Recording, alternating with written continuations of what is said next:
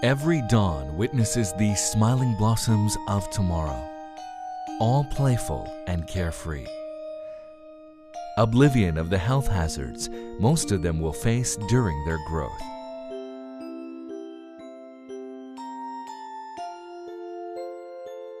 Stunting is a type of malnutrition in children, and the word itself means slowdown or stoppage of growth of a child.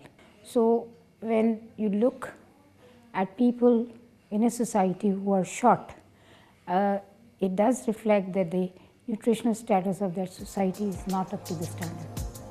A nation's human and economic development depend largely on well-nourished people.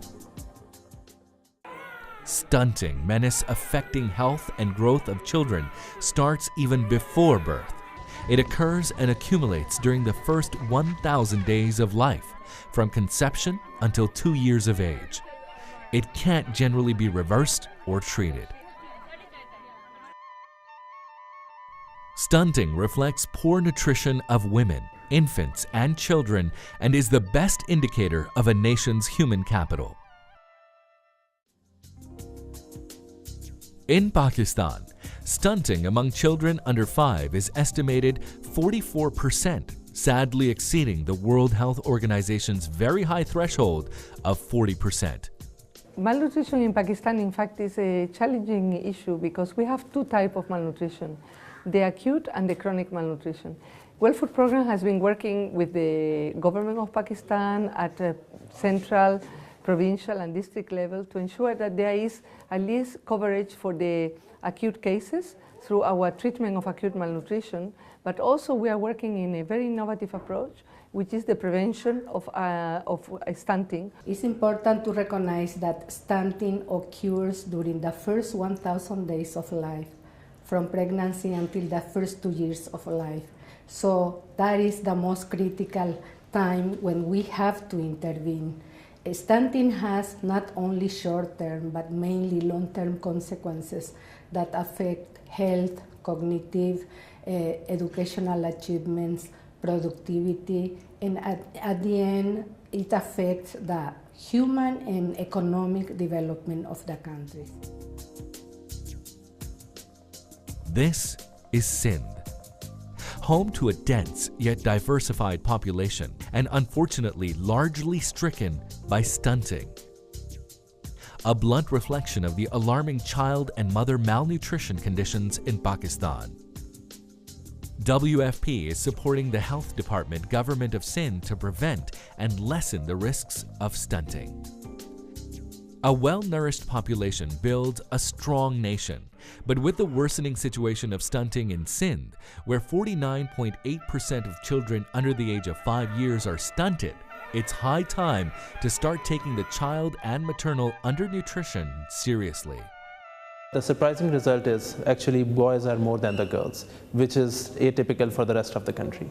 Then we see a very high anemia rate. We see around 80% of the children are anemic.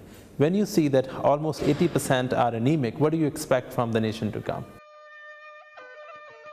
Maternal undernutrition, poor child feeding and care practices, which results in inadequate nutrient intake in terms of both quality and quantity, as well as frequent infections, have been identified as the direct causes of stunting globally and in Pakistan.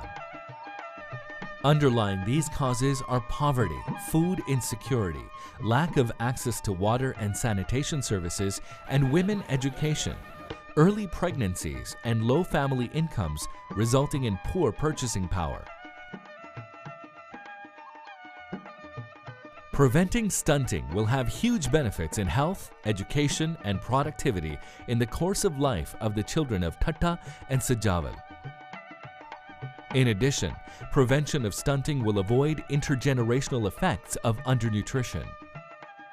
Since the infant and young children have very high nutritional requirements due to rapid physical growth and brain development and episodes of repeated infections, in addition, household common diets, especially of population of food insecure areas such as Thatta and Sajawal, are insufficient in quantity and of poor quality. Diets are predominantly based on staple foods, plant source-based meals containing few animal source and fortified foods, and do not provide enough macro and micronutrients as well as other essential nutrients that are required on a daily basis. That is why WFP is adopting food-based interventions coupled with behavioral change for better growth of mother before and after the birth of a child.